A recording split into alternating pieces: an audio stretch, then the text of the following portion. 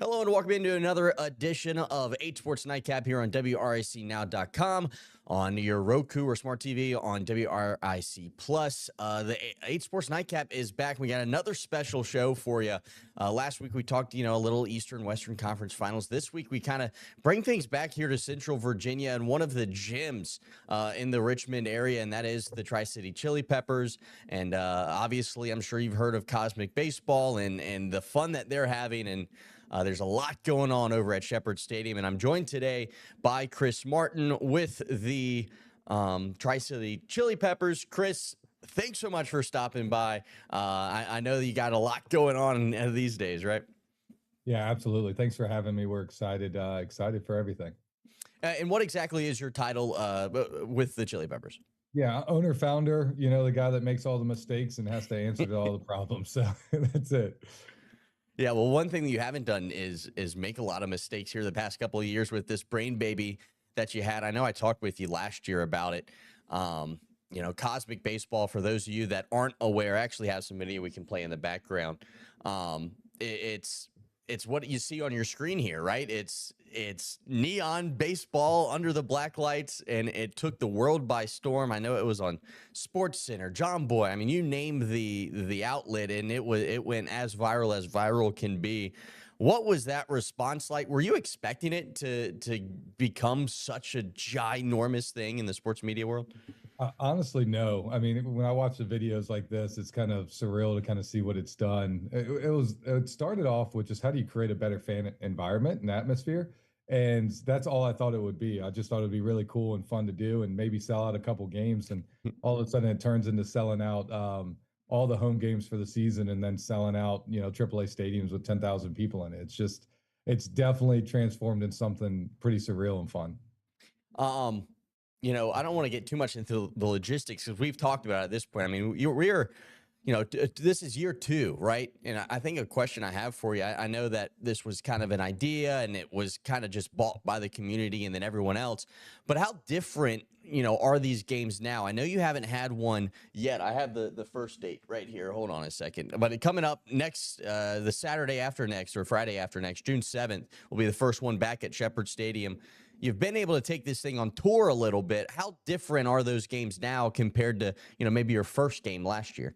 Yeah, I think a lot's changed. I mean, the concept is the same, right? I mean, we're playing in black lights, UV reactive ball, which is a new ball this year that we created. Last year, we actually had to hand make all of these baseballs, which Really? was pretty crazy to think about. Like hours before games, we're just like dipping it into products and trying to make it react. And now we have our own ball that's made. We've got way more black lights. Last year, we had 18 black lights. On tour, we're putting up about 100 black lights. Wow. At Shepherd Stadium, we're putting up somewhere around 50 or so. So we've done more than double our home stadium at Shepherd, and then on tour it's a lot more. But then also the players are new, right? We've got all professional players, so these are high level guys. They play professional baseball for years. Want to get in the entertainment side of it, and so we're blessed enough to have guys that want to have a balance of entertainment as well as high level baseball. So that's a really big change for us as well. And then we also have motion lights. We have lasers actually that we're still working on trying to get Okay. off. And then we've got a lot more smoke and bubbles. I mean, it's literally like you think of like a kid's party. That's what we've kind of created, not just black lights now. So it's really, really fun.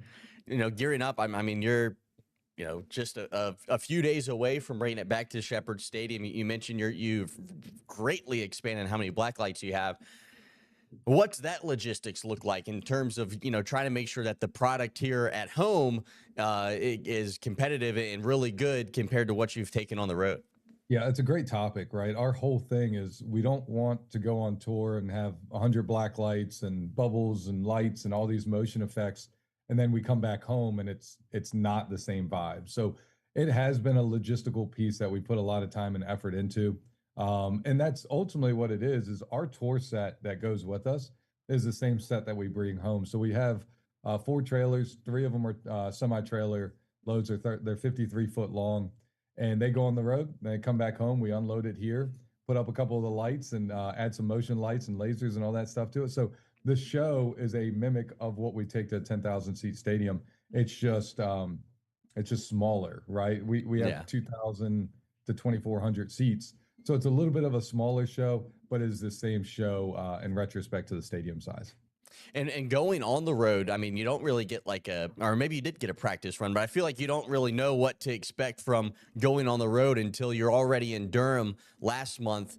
You know, how did that first one go? I think you've done two now, right? You went to Pennsylvania as well, Lehigh Valley.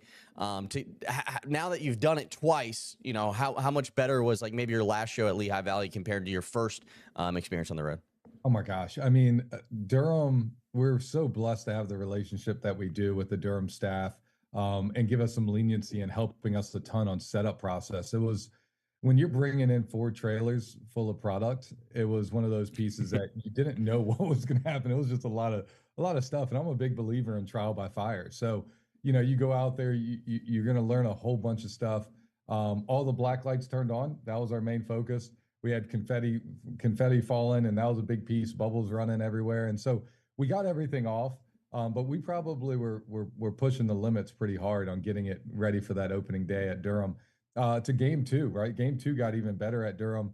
Lehigh Valley, I felt like I've done this a million times by the time I got to Lehigh Valley. Really? I was like, all right, we got this. We're comfortable. We moved smooth. There was no rush to it. The good thing is like we had plenty of time to run through all of our procedures and protocols, and there was high winds that day, and everything was like freaking strong, and that was what we were looking for because we have lights on top of towers, and Yeah.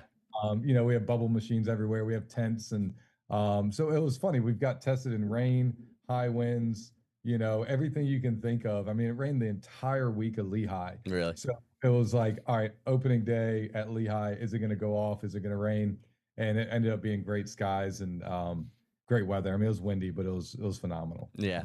So you mentioned earlier that you have professional players now, but the regular Tri-City Chili Peppers that play in the Coastal Plains League, they're still college summer guys, right? So it's a whole entirely different team that goes on the road. Yeah, correct. So the easiest way to describe it is you have your Tri-City Chili Peppers, which is all of your Coastal Plain League players. Those are the guys that come in from all the college teams around the Yep. country. They come in and compete in the CPL. And then you have your Cosmic Chili Peppers. Those are the guys that are going to go on tour. And that's a completely different group than the guys that are college players currently. And they just run around and play. And then you have the Glowmojis. The Yeah, Glowmojis I is saw that. I wanted to bring those guys up because I hadn't. That's new to this year, right? it is, yeah. The Glowmojis is a brand new team. Same concept, right? A bunch of pro players, man. They just go head to head and try and beat each other up. So, Was it difficult to be able to field two full teams of for just Cosmic baseball, or did they kind of come out of the woodworks with interest in getting involved in it?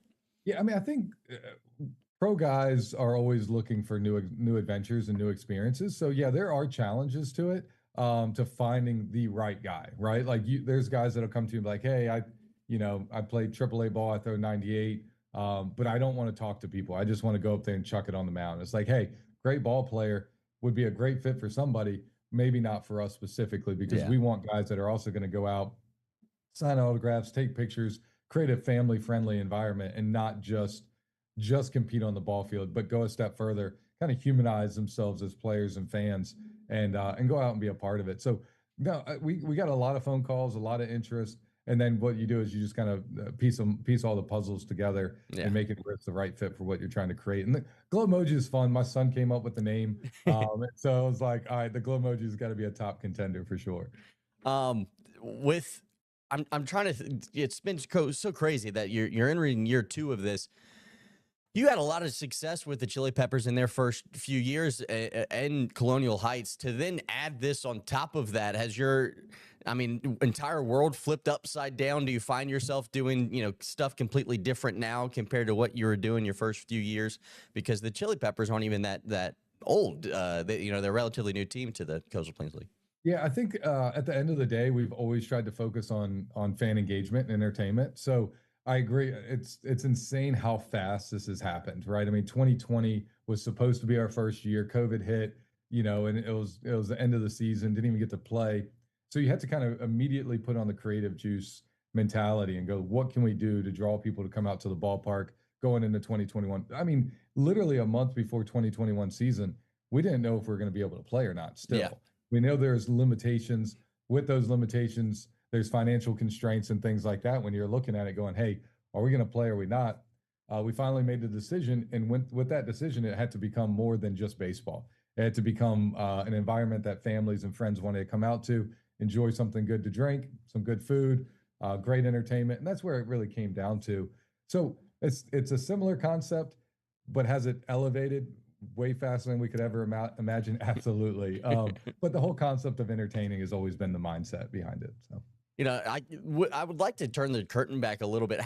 I find it so interesting to the way you all of a sudden have, kind of created this very niche job that you have here. What made you want to, maybe get into summer collegiate baseball to begin with and, be an owner of a baseball team? And that's pretty cool. Yeah, no, thanks.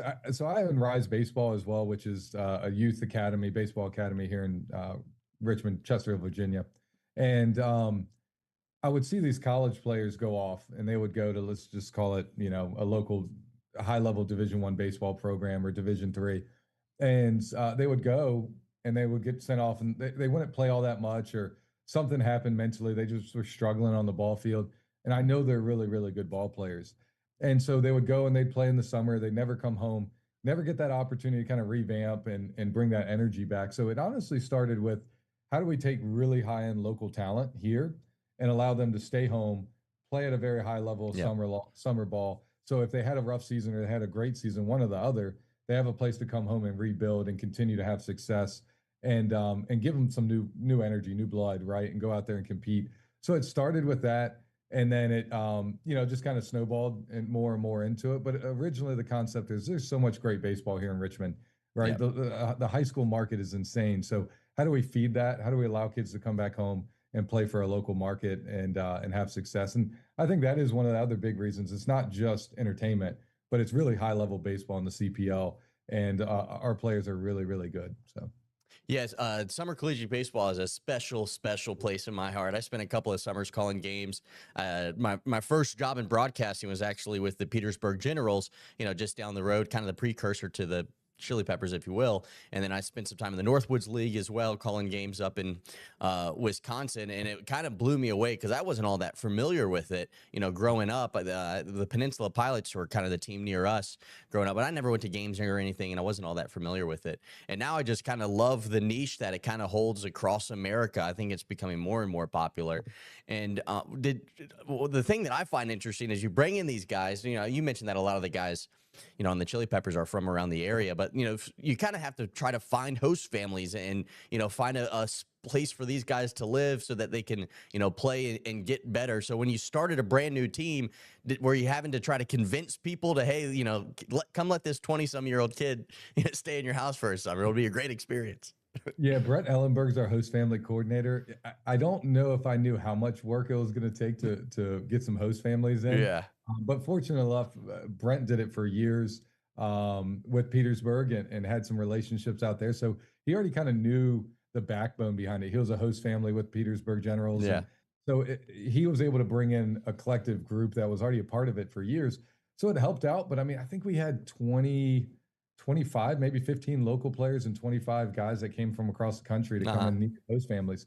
So yeah, it was definitely a piece that you don't think much about, but then you realize, man, this is the backbone of your team. Yeah. And without host families, it's definitely going to be challenging. So yeah, I don't know if I would always necessarily be the person to go, yeah, I want to open up my home to a 22-year-old. Yeah. But our kids are great. They're a lot of them are scholarship kids, high academics. Their focus is baseball. And they come in very respectful and have a great time. So, do you have to do host families with the professional Cosmic players as well, or are they kind of traveling, or are they from the area? So they're all traveling in, but we house them. So Yeah. we put them in apartments or houses, and they're fully taken care of on that side of thing. I mean, it's a little bit different because they're all paid. So we just help them with housing throughout the summer. And it'll continue to accelerate. Right, next year we'll have more tour locations, and so it just means they're gonna have to come in more, and we're gonna have to have more players. So it's gonna just continue to grow.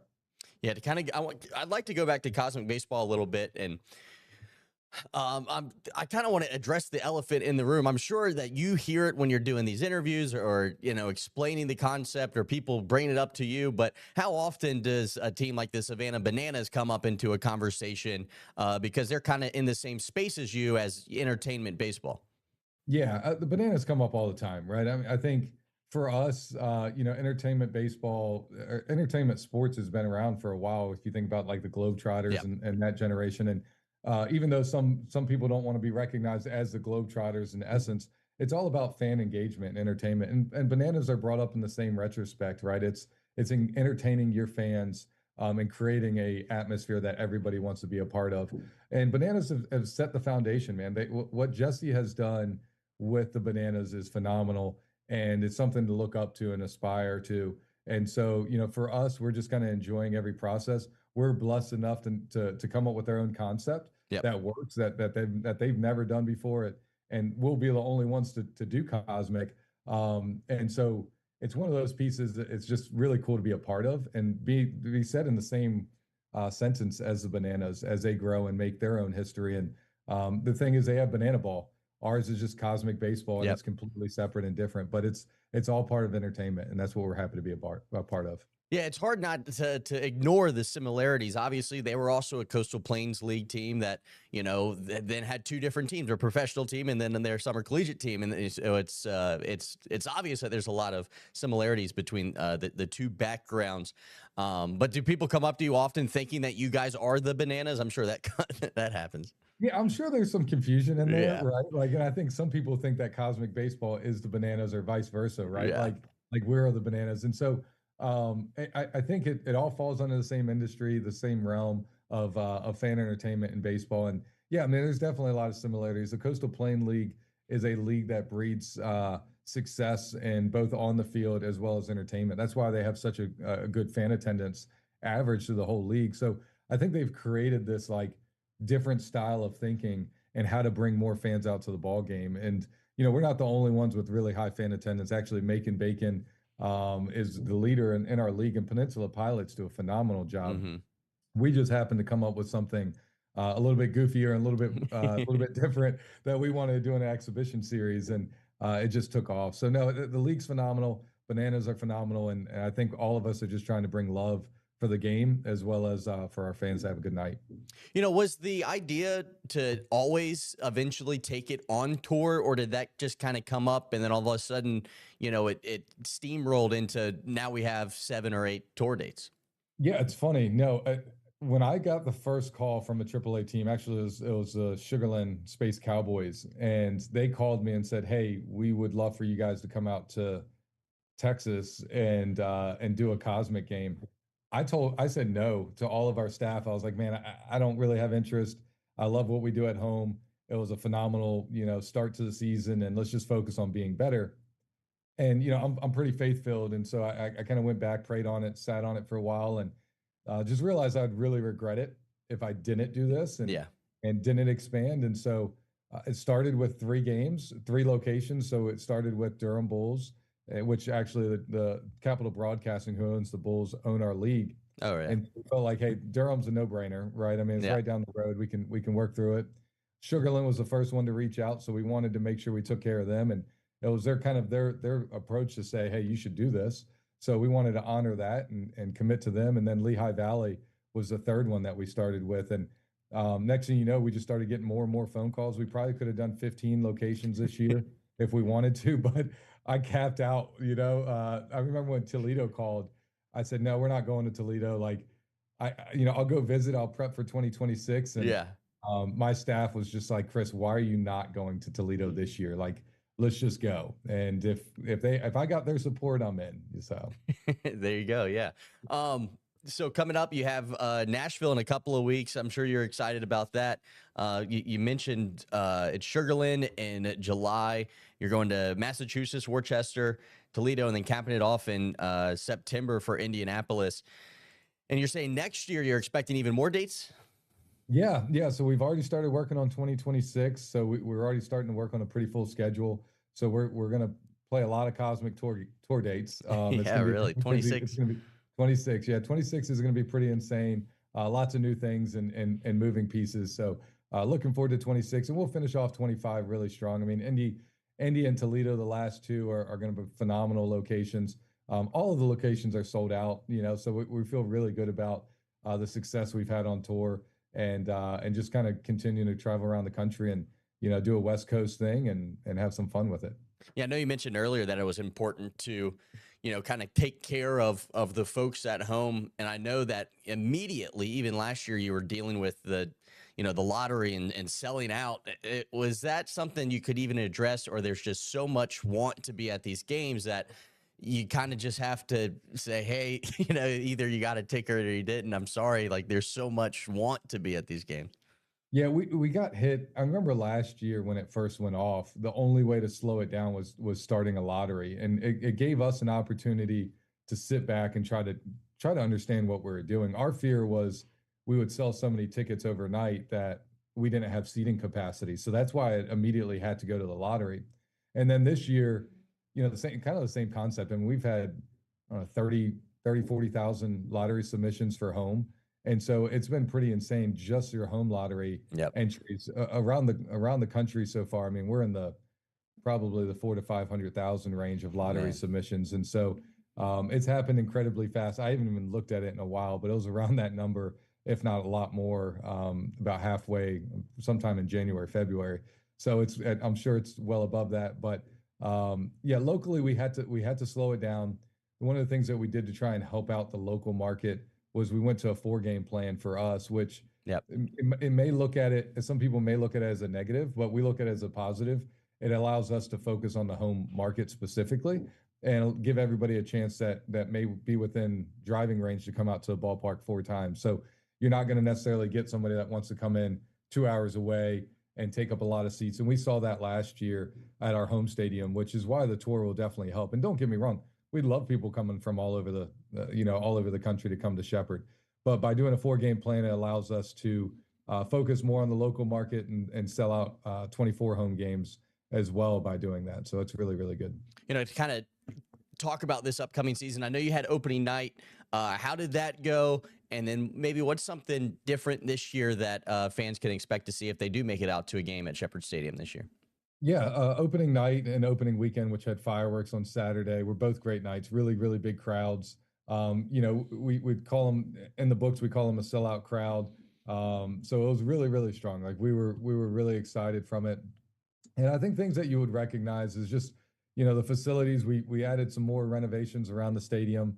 We're currently still installing and finalizing some new improvements to the merchandise area as well as beer area and kids zone. So we're just constantly making improvements. One of the things that people will look out in right field, you'll see a giant video board Okay, that's really, really big. that'll be good. It's not up and running right now, but it should hopefully be here in the next couple of weeks. And when that's up and going, it's going to be phenomenal. So those are the things that we're able to kind of bring back home. Cosmics allows us to do and expand on. And so overall, just continue to great experience with some improvements around the stadium. Perfect. Well, I can't wait to get out to games. I know people have reached out to me about their excitement for going to some Cosmic games this year, and then obviously, just seeing some high level baseball. The CPL is so great. I'm a huge advocate for it. I loved working in it, and I know there's some really good ball players. And are there? How's the team this year? I'm sure you played in hand and selecting some of the guys. Yeah, we're really good. We've got some very, very good ball players. Jacob Lee, who's actually a freshman. Oh We're really yeah, excited to see him A10 on the freshman of the ballpark. year. Yeah, yeah. Jacob, actually, I coached Jacob since he was 12 years old at Rise. And so to see him have success over at VCU and then coming back with the Chili Peppers is just great to see. Braden Simpson, who was over at High Point, he hit 22 homers, I want to say, after That's pretty tournament good. play. I mean, like it's just like we've got some power guys coming in that we're excited about. And Braden as well. Like we coached him since he was real young also. And so seeing some of these guys come back home and having some success, got a handful of arms that have come through that have had great seasons in college ball and some returners. So we're gonna have a great year. We already started off pretty good. I think we're 3-1. There you go. So we're doing great and just enjoying the process. Perfect. Well, Chris, thanks so much for your time. Any pitches? Where can people find you, or would you like to direct them to a website or anything? Yeah, chilipeppersbaseball.com. Follow us on Instagram and social media platforms. It's growing pretty massively. But to kind of keep up with everything that we're doing, social media is great. Go on our website, join the lottery, and reach out. We're pretty quick to respond. So if you need us, let us know. Perfect. Thanks so much, Chris. Yep, no problem. Thank you. Yeah. All right, that was Chris Martin, the owner of the Tri-City Chili Peppers. Great conversation with him. Excited to see what year 2 looks like with Cosmic Baseball. You know, obviously, as the season went on last year, they kind of, developed and figured out what worked and how the show would go, or the game really, not a show, would go. And so the excitement level is definitely there for this upcoming season. And obviously, as we mentioned and talked about, the Cosmic Chili Peppers different from the Tri-City Chili Peppers who play in the CPL, and that's competitive baseball, as you know and love, at a great facility over in Colonial Heights at Shepherd Stadium. Their next game coming up, had the dates up there while we were chatting, is this upcoming Friday the 30th, when they host the Peninsula Pilots, and then they're at home again on Saturday to host the High Point Salamanders. I believe it's High Point. They were in the league back in my day. Anyway, some other things going on around the Richmond area I think we have to talk about while we're up here. Obviously, the Randolph-Macon softball team has taken the softball world by storm, entering the regional. They didn't host a regional. I mean, this wasn't a great, incredible season for Randolph-Macon. It was a successful one, don't get me wrong, but they were ranked like 24th in the nation, and they have caught fire at the absolute perfect time, and they're now playing in the D3 Softball World Series. And I wanted to make sure to kind of give them, their love here, because they absolutely deserve it. Let's see if I can get browser up on my screen here. I don't think I can, so that's okay. But what's interesting about their first matchup here at the College World Series in Bloomington, Illinois, is that they're playing none other than their rivals in the ODAC conference, Virginia Wesleyan. They've played them 4 times this year. They've lost 4 times, so they are due to take down Virginia Wesleyan, who's ranked 3rd in the nation. Their first game this Thursday at 11 a.m.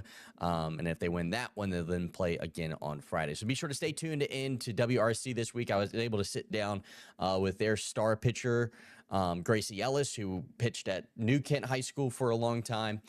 She was incredible in their series against Moravian, and great chat with her, and then coach as well. So be sure to stay tuned in to WRC this week as we break down Randolph-Macon at the College World Series for D3 softball. Can't wait for that. Big thanks to Chris again for stopping by and talking a little Cosmic Baseball. Can't wait for the upcoming first game. June 7th is their first Cosmic Baseball game this year. That's going to wrap things up for another edition of 8 Sports Nightcap. We will see you next week with another edition. Goodbye, everybody.